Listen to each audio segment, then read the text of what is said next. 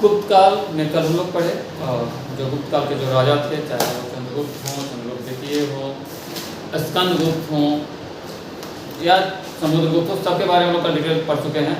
आज हम लोग पढ़ेंगे इसकी अर्थव्यवस्था, सामाजिक व्यवस्था, व्यापारिक व्यवस्था, धार्मिक व्यवस्था और साहित्य और भाषा के बारे में।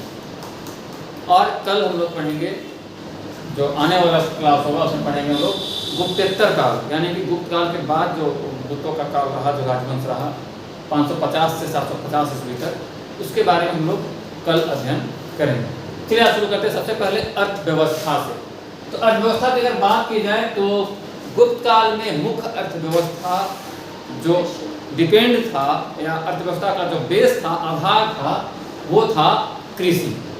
ठीक है, और कृषि में भूमि जो होता था, जमीन होता था गुप्त काल में, वो जमीन पर, भूमि पर कंप्लीट पूर्णतः राजा का अधिकार होता। ठीक है, वहाँ पे किसी और का अधिकार नहीं होता था, सिर्फ राजा का अधिकार होता था। और ऐसे अगर अमरकोश की बात की जाए, एक ग्रंथ है अमरकोश जो कि नवरत्न अमर सिंह के द्वारा लिखा गया था, जो दरबारी नवरत्न थे अमर सिंह, उनके द्वारा लिखा गया था अमरकोश। तो अमरकोश की बात की जाए तो अमरकोश के अनुसार भूमि का 12 प्रकार बताया गया है, जिसमें 5 प्रकार कल आप लोग को हम पढ़ा चुके थे। तो 12 प्रकार की बात की गई है। और अगर भूमि कर यानी कि लैंड टैक्स की बात की जाए तो लैंड के अनुसार टैक्स था, कहीं कहीं 2/3 था, सॉरी माफ कीजिएगा 3/4 था, 3/4 का लगता था, और कहीं कहीं 1/6 था, यानी कि 1/6वां भाग टैक्स के रूप में दिया जाता था। ठीक है, तो टैक्स था वो 2 टाइप का वहाँ पे था, कहीं 1/6 था और कहीं 3/4 था।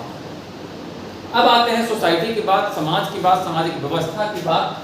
तो वहाँ पे बेसिकली जैसे महाभारत, मनुस्मृति या अन्य ग्रंथों में वर्णों की 4 तरह की व्याख्या की गई है, तो वहाँ भी 4 प्रकार के वर्ण और जाति ही पाए गए।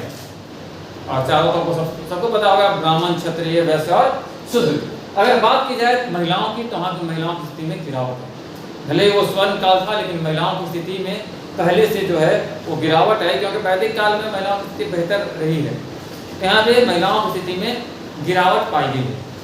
अगर बात की जाए शूद्रों की, तो यहाँ पे शूद्रों की स्थिति में सुधार हुआ, क्योंकि एजुकेशन इंस्टीट्यूट खोले गए, तो जो शूद्र थे उनको एक मौका मिला और शूद्रों की स्थिति में गुप्त काल में सुधार हुआ। देखो जब MCQ आता है ना, तो पूछेगा कि गुप्त काल में शूद्रों की स्थिति में सुधार हुआ क्या, गिरावट आया या दोनों या कुछ नहीं, तो आपको लिख सकते हो कि सुधार आया। महिलाओं की स्थिति में कैसा है, गिरावट आया। अगर बात अस्पृश्यता की जाए, छुआछूत की, तो छुआछूत बढ़ा। शूद्रों की स्थिति में सुधार आया, लेकिन छुआछूत जो है गुप्त काल में बढ़ा, क्योंकि यहाँ पे ब्राह्मणों का बहुत ज्यादा वर्चस्व बढ़ा। भूमि अनुदान प्रथा, पहली बार एक याज्ञवल्क्य स्मृति है ग्रंथ, उसमें पाया गया कि कायस्थों का उदय वहाँ होता है, यानी कि जो कायस्थ जाति है इसका उदय जो है गुप्त काल में माना जाता है। इसके पहले कायस्थों का जिक्र नहीं मिलता है। गुप्त काल में कायस्थों का उदय होता है और भूमि अनुदान प्रथा से इनका जिक्र हुआ है। ठीक है, और अगर भूमि अनुदान की बात की जाए तो सबसे ज्यादा भूमि अनुदान मिला है मंदिरों को और ब्राह्मणों को, यानी कि गुप्त काल में सबसे ज्यादा मंदिरों को जमीन दान दिए गए, गांव पे गांव दान दे दिए गए। कल भी हम लोग पढ़े थे ना कि मुगल में 24 गांव दान दे दिया गया, तो गांव के गांव दान दे दिए गए, और ब्राह्मणों को भी काफी दान किया। ठीक है, तो अगर दास प्रथा की बात की जाए तो दास प्रथा वहाँ पे बेसिकली प्रचलित थी, लेकिन मनु के अनुसार 7 प्रकार के दास थे, दासी थे, और नारद के अनुसार दासी जो थे उनकी संख्या 15 थी। अगर उद्योग धंधे की बात की जाए तो सबसे ज्यादा और सबसे महत्वपूर्ण उद्योग धंधा जो था वहाँ पे था वस्त्र उद्योग। वस्त्र उद्योग में भी खास करके सूती उद्योग। ठीक है, तो सूती उद्योग जो था वो वहाँ पे काफी इफेक्टिव था। क्या कुछ चाहिए क्या कॉपी? तो जो सूती वस्त्र उद्योग था, ये जो था वो काफी इफेक्टिव था। और जो विदेशी यात्री था हेनसान, उसने बताया कि मथुरा में सूती वस्त्र उद्योग जो था वो काफी प्रभावशाली था। उद्योग धंधा का मेन केंद्र मथुरा था। मथुरा कहाँ है? यूपी। अगर बात व्यापार की जाए, वाणिज्य की जाए, बिजनेस ऑफ कॉमर्स की जाए, तो व्यापारिक नगर के रूप में भड़ौच, व्यापारिक नगर के रूप में भड़ौत, प्रयाग इसको इलाहाबाद कहते हैं, विदिशा, ताम्रलिप्ति, मथुरा, अहिछत्र, कौशाम्बी आदि जो नगर थे ये वहाँ पे थे। ये इसको क्या व्यापारिक नगर थे, यानी कि बिजनेस पर्पस के लिए जाने माने वाले शहर थे, नगर थे। अगर बात की जाए व्यापारों को, तो जो शिल्प और श्रेणियों का संग होता था, जो अच्छे शिल्पकार होते थे और अच्छे क्वालिटी के बिजनेस होते थे, उनका जो संगठन बनता था उसको श्रेष्ठ कुलिक या निगम कहा जाता था। और अगर अलग अलग जाति के समूह एक जगह कोई संगठन बना लिए व्यापार करने के लिए तो उनको पूरा कहा गया। और अगर कोई एक ही जाति का है, मान चलो कि हम रविदास परिवार के हैं तो रविदास का ही व्यापारिक संघ बना, तो उसे कहा जाता श्रेणी। यानी कि कोई इंडिविजुअल कास्ट का है, ब्राह्मण है तो ब्राह्मण का अगर संघ बन गया तो वो श्रेणी कहलाए। अगर ब्राह्मण, रविदास, चंद्रवंशी, सिंह, बनिया सब मिला के अगर बना है तो कहलाएगा पूरा। और ये जो निगम होता था इसका जो अध्यक्ष था उसको कहा जाता था श्रेष्ठ या प्रधान। ठीक है, बेसिकली उसके प्रधान को श्रेष्ठ कहा जाता था। ये श्रेष्ठ जो है सर्वश्रेष्ठ वर्ड है। अब आते हैं मुद्राओं की बात पे। तो जब मुद्रा की बात आती है तो स्वर्ण मुद्राएं वहां चलती थी। आपको कल ही बताया है कि समुद्रगुप्त के काल में 6 प्रकार के स्वर्ण मुद्रा मिली है। तो स्वर्ण मुद्राओं को वहां पे दिनार कहा जाता था। बेसिकली ये बीबीआई क्वेश्चन हो जाता है कि गुप्त काल में स्वर्ण मुद्राओं को क्या कहा जाता है, तो स्वर्ण मुद्राओं को वहां पे दिनार कहा गया। उसके बाद चांदी का सिक्का। चांदी का सिक्का सबसे पहले किसने चलाया था, कल पढ़ाए हुए थे, बताइए? नहीं पता है? चंद्रगुप्त द्वितीय लाए थे मालवा से। मालवा में चलाया था सबसे पहले चांदी के सिक्के, जो उन्होंने रामगुप्त को हराया था और शकों को हराया था उसके जश्न में। तो चांदी का सिक्का को रुपया कहा जाता था, सोने के सिक्का को दिनार और चांदी के सिक्के को रुपया। ये अलग बात है कि कहीं कहीं तांबे के सिक्के भी मिले हैं। और ये जो सोने के सिक्के, चांदी के सिक्के और तांबे के सिक्के जो मिले हैं तो सबसे ज्यादा मिले हैं बयाना नामक स्थान पे। ये बयाना नामक स्थान पे और भरतपुर राजस्थान। ये बयाना जो है एक गांव का नाम है, भरतपुर जिला है और राजस्थान प्रांत है। ठीक है, तो सबसे ज्यादा ये वहीं पे मिला है। अगर खरीद बिक्री की बात की जाए तो जो चीनी प्रोडक्ट था, चाइनीज यात्री था खायान, उसके अनुसार खरीद बिक्री के लिए कौड़ियों का प्रयोग किया जाता था। ठीक है, तो गुप्त काल में खरीद बिक्री के लिए किस चीज का प्रयोग होता था? कौड़ी का। जैसे हड़प्पा काल में क्या था, बार्टर प्रणाली था, तो यहाँ पे कौड़ी प्रणाली। अब आगे बढ़ते हैं कि धर्म की बात की जाए तो गुप्त काल में वैष्णव धर्म को प्रमुखता दी। वहाँ पे अधिकतर जो राजा थे वो वैष्णव धर्म मानने वाले थे, यानी कि विष्णु के पुजारी, विष्णु भक्त। ठीक है, लेकिन ऐसा नहीं है कि वहाँ अन्य धर्म नहीं थे, लेकिन गुप्त काल में वैष्णव धर्म को प्रमुखता दी गई। और इसका जो भी ग्रंथ है उससे आपको समझ में आता होगा। ब्राह्मणों का इसे पुनरुत्थान कहा गया। ब्राह्मणों को यहाँ पे बहुत ही मान सम्मान और वैल्यू मिला और ब्राह्मणों के लिए स्वर्ण कहा जाता है, क्योंकि हिंदू धर्म यहाँ पे एक्चुअली क्या था ना, गुप्त काल में हिंदू धर्म बहुत मजबूत हुआ। तो जब हिंदू धर्म मजबूत होगा तो ब्राह्मण स्वतः मजबूत रहेंगे। ब्राह्मण कमजोर होंगे तो हिंदू धर्म अपने आप रसातल में चला जाएगा, क्योंकि जो हिंदू धर्म है इसको चलाने वाले, समझाने वाले, बनाने वाले ब्राह्मण हैं। जैसे जैसे ब्राह्मणों का क्षय होगा, क्षरण होगा, ब्राह्मणों का वैल्यू घटेगा, ब्राह्मण गलत कार्यों में संलिप्त होंगे, ब्राह्मणों का सम्मान नहीं किया जाने लगेगा, तो हिंदू धर्म की कल्पना नहीं की जा सकती। और उसी का परिणाम है कि कभी आप बौद्ध धर्म भी सुनते हैं, जैन धर्म भी सुनते हैं, अलग अलग धर्म सामने आते हैं। तो सीधे सीधे हिंदू धर्म का जो केंद्र बिंदु है वो ब्राह्मण है। ठीक है, तो जिनको हिंदू धर्म का विरोध करना होता है वो सीधे ब्राह्मण का विरोध करना शुरू कर देते हैं। सपोज करो कि आज के समाज में क्या है, लोग मछली खाते हैं चाव से, और मछली क्या है तो भगवान विष्णु का पहला अवतार है, अब सीधे भगवान को खा जा रहा है। अब ये ब्राह्मण अगर बता देगा तो कहा जाएगा पंडित जी तो ढोंगी है। मत्स्य जो है, मत्स्य पुराण आप लोग जो जानते भी होंगे, पढ़े तो नहीं, लेकिन जानते जरूर होंगे। तो विष्णु का पहला अवतार है वो। अब उसको लोग मछली को खा जाता है, अब खुद दिन भर अगरबत्ती दिखाएगा। अगर पंडित जी कह दें पंडित जी खराब हो जाएंगे। तो समस्या यहाँ है, ब्राह्मण का विरोध होने का कारण जो है ये है और कुछ नहीं है। जिह्वा जब बड़ा हो जाता है, दिमाग काम करना बंद हो गया। तो आते हैं कि यहाँ पे ब्राह्मणों का पुनरुत्थान और यहाँ पे अवतारवाद का उपदेश दिया गया और बताया गया कि भगवान विष्णु के 10 अवतार। अब कौन कौन है ध्यान से सुनिएगा, जो भी हम बता रहे थे। पहला अवतार है मत्स्य अवतार, मत्स्य मतलब समझते ही होंगे, बताने की जरूरत है नहीं। दूसरा है कुरुम अवतार, तीसरा है बारह अवतार, चौथा है नरसिंह प्रहलाद वाला, पांचवा है वामन अवतार और छठा है भगवान परशुराम, जिनको अमर होने का वरदान है, वो अभी तक है। भगवान माना जाता है कि दुनिया में 7 लोगों को ऐसा मिला है अमृत कि वो कभी नहीं मरेंगे। तो ये छठे अवतार है, वो अभी भी मौजूद है कहीं में।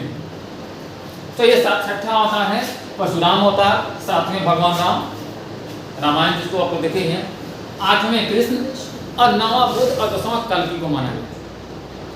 तो विष्णु के ये 10 अवतार बताए गए हैं, यहाँ पे अवतारवाद का उपदेश दिया। तो ये कहाँ कब दिया गया, ये भी गुप्त काल में दिया। अब जाहिर सी बात है कि यज्ञ प्रथा बढ़ा, बलि प्रथा और भक्ति की भावना गुप्त काल में बढ़ी। वहाँ पे लोग धार्मिक रीति रिवाजों में ज़्यादा विश्वास करते थे और इसीलिए उसे स्वर्ण काल कहा गया कि देखिए आप धर्म की तरफ जाइएगा तो आपका विनाश नहीं होगा, आप हमेशा ऊपर जाइएगा, विकास होगा। धर्म से विमुख होइएगा तो आप पथभ्रष्ट होइएगा और आपके रास्ते में बहुत सारी समस्याएं आएंगी। अब ऐसा नहीं है कि वहाँ पे लोग इसको मानते थे अवतार के बाद, लेकिन कुछ लोग शैव संप्रदाय को भी मानते थे। शैव संप्रदाय में पशुपत, कालामुख और कपालिक शैव की पूजा की जाती थी। कुछ लोग भागवत धर्म को भी मानते थे, जो मौर्य काल से चला आ रहा था। भागवत धर्म की शुरुआत मौर्य काल में हुई थी, तो भागवत धर्म को भी मानते थे, भागवत उपदेश का भी ग्रहण करते थे। अब तो इसको अगर शॉर्ट में कहा जाए तो यहाँ पे है रिलीजन, धर्म। तो धर्म equal to B + B + I, मतलब बौद्ध धर्म, वैष्णव धर्म और ये जे है जैन धर्म। तो यहाँ पे बौद्ध भी थे, वैष्णव भी थे, नहीं बौद्ध, ब्राह्मण, जैन। ब्राह्मण में ही वैष्णव और शैव आएंगे, वो हिंदू धर्म का ही भाग है। तो बौद्ध, ब्राह्मण और जैन 3 धर्मों से मिलकर वहाँ पे चल रहा था। इसीलिए रिलीजन इक्वल टू ब्राह्मण प्लस बौद्ध plus Jain, B + B + J। अगर कला की बात की जाए तो वहाँ पे स्थापत्य कला का भी बेहतरीन उदाहरण मिलता है और मूर्ति कला और चित्रकला तो ऐसा मिलता है कि अगर आप आज भी देखो, हजारों वर्ष बाद आज भी देखो, तो अपनी आंखों को खोल के देखते रह जाओगे और आपको अपने कैमरे में फिल्टर लगाने की जरूरत नहीं पड़ती। ठीक है, तो स्थापत्य कला को सबसे पहले आते हैं। तो स्थापत्य कला में मंदिर निर्माण, यानी कि मंदिर निर्माण का परंपरा शुरू हुआ है, इसको माना जाता है कि गुप्त काल में शुरू किया। इससे पहले मंदिर निर्माण की परंपरा नहीं शुरू। और सबसे पहले आप एग्जाम्पल ले देख लीजिए कि देवगढ़ में एक 10 अवतार का मंदिर है, जिसको वैष्णव मंदिर, विष्णु मंदिर कहा जाता है। बेसिकली आप कहीं भी इंडिया में चले जाओ तो विष्णु मंदिर का निर्माण का जो ट्रस्टी होता है वो अग्रवाल समाज ही होता है, या जमीन का दान करने वाला होता है वो अग्रवाल समाज का ही लोग होता है या गुप्ता समाज का ही लोग होता है, यानी कि वैश्य परिवार का ही आता है, बनिया परिवार का ही आता है। और उसका सबसे बड़ा एग्जाम्पल आप देख लो देवगढ़ का 10 अवतार मंदिर। अगर आप उसको देखोगे तो देखते रह जाओगे और लोगों को लगेगा कि आप धरती के स्वर्ग में आ गए। और वो भारतीय मंदिर का में निर्माण में शिखर जो होता है, ऊपर शिखर होता है ना, उसका प्रयोग, गुम्बद का प्रयोग पहली बार उसमें देखने को मिलता है। और उस मंदिर की खास बात यह है कि शेषनाग की सैया पे भगवान विष्णु आराम कर रहे हैं लेटे हुए। और वो तस्वीरें आपको अक्सर कैलेंडरों में भी दिख जाती है जो वहीं से मिली। ठीक है, अब आते हैं गुप्तकालीन मंदिरों के कुछ नाम आपको जब बता दूं तो गुप्तकालीन मंदिर जो है वो है देवगढ़ का 10 अवतार मंदिर, अभी आपको मैंने बताया। तो देवगढ़ का 10 अवतार मंदिर है कहाँ? तो देवगढ़ है ललितपुर, उत्तर प्रदेश में। ठीक है, अगर बात की जाए तिगवा का विष्णु मंदिर का, तो तिगवा का विष्णु मंदिर है जबलपुर, जो कि मध्य प्रदेश में। अगर बात की जाए भुमरा का शिव मंदिर, तो यह है सतना मध्य प्रदेश। ठीक है, अगर नचना कुठारा की पार्वती मंदिर की बात की जाए तो पन्ना मध्य प्रदेश, और भितरगांव का मंदिर की अगर बात की जाए तो कानपुर नॉर्थ स्टेट, यानी कि कानपुर का उत्तर प्रदेश यूपी में है। अगर बात की जाए मूर्ति कला की तो सारनाथ में आप चले जाओ, मथुरा में चले जाओ, पाटलिपुत्र में चले जाओ, मूर्ति की ऐसी कला दिखेगी कि आप देखते रह जाओगे, देखते रह जाओगे, देखते रह। अगर बात चित्रकला की जाए तो अजंता की गुफाओं के चित्रों को देख लो। अजंता की गुफा औरंगाबाद महाराष्ट्र में। आप बाघ की गुफाओं को देख लो जो कि मध्य प्रदेश में है। गुफाओं के अंदर ऐसे चित्र उकेरे गए हैं कि आज के आर्टिस्ट उसको बनाने के लिए सोचते हैं। अगर बात की जाए भाषा और साहित्य की तो राजभाषा भी संस्कृत थी और मुख्य भाषा भी संस्कृत थी और प्रचार प्रसार भी संस्कृत का ही हुआ, यानी कि गुप्त काल में संस्कृत का प्रभुत्व माना गया। राजभाषा के रूप में, राज्य भाषा के रूप में, मुख्य भाषा के रूप में संस्कृत वहाँ पे था। बोलचाल की भाषा के रूप में भी माना जाता है कि संस्कृत ही रहा। अब अगर बात की जाए पुराण की तो आपको पता ही है पुराण कितने हैं? 18। पुराण 18 हैं। वेद कितने हैं? 4 हैं। वेदांत कितने हैं? 6। तो ये एमसीक्यू आपके पास अक्सर आएंगे। तो वेदों की संख्या 4, वेदांत की संख्या 6 और पुराण की संख्या 18।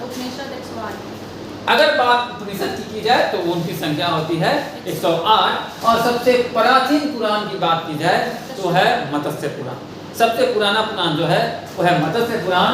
और इन पुराणों के रचिता जो हैं उनका लेखक है, रचिता का नाम है लोमहर्ष, और उनके मृत्यु के उपरांत उनके पुत्र उग्रश्रवा ने लिखा था।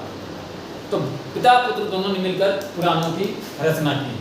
अगर बात की जाए महाभारत और रामायण, जिसको जय संहिता के नाम से भी जाना जाता है महाभारत को, तो उनका अंतिम संकलन भी इसी कालखंड में हुआ है। अंतिम अध्याय, तो अंतिम संकलन भी इसी कालखंड में माना जाता है। और अब आपको हम बताते हैं कुछ पुस्तक का नाम, कुछ रचनाओं के नाम, गुप्त काल में जो रचनाएं हुई हैं उनके नाम, ताकि आपके जब एग्जाम में आए तो आपको पता हो कि किस लेखक ने कौन कौन से पुस्तक लिखे हैं। तो अगर बात की जाए कालिदास का, जो सर्वश्रेष्ठ कवि थे उस युग के, तो कालिदास ने पुस्तक लिखी, उसका नाम था अभिज्ञान शकुंतलम, विक्रमो वर्षियम, मालविकानि मित्रम। ये 3 नाटक था। ऋतु संहार, मेघदूत, कुमार संभव और रघुवंश, ये 4 महाकाव्य था। और इन सब 7 की रचना कालिदास ने की थी। अगर बात की जाए मृच्छ कट्टिकम की, जिसको माटी के खिलौने की गाड़ी कहा गया, इसकी रचना शूद्रक ने की थी। और मुद्रा राक्षस और देवी चंद्रगुप्तम की रचना की बात की जाए तो इसका लेखक या रचनाकार विशाख दत्त। अगर बात की जाए कामसूत्र की तो कामसूत्र के लेखक वात्स्यायन हैं और वास्तवता का लेखक भास और अमरकोश के लेखक अमर सिंह हैं, जो पहले ही बताए थे। अगर पंचतंत्र की बात की जाए तो विष्णु शर्मा, आपको तो आसानी से पता होगा। लेकिन अगर आर्यभट्टीय की बात की जाए, जिसमें आर्यभट्ट ने ये बताया कि पृथ्वी घूमती है सूर्य के, और ये खगोलीय पुस्तक है। इसको पढ़ने के बाद आपको पूरे अंतरिक्ष का ज्ञान हो जाएगा।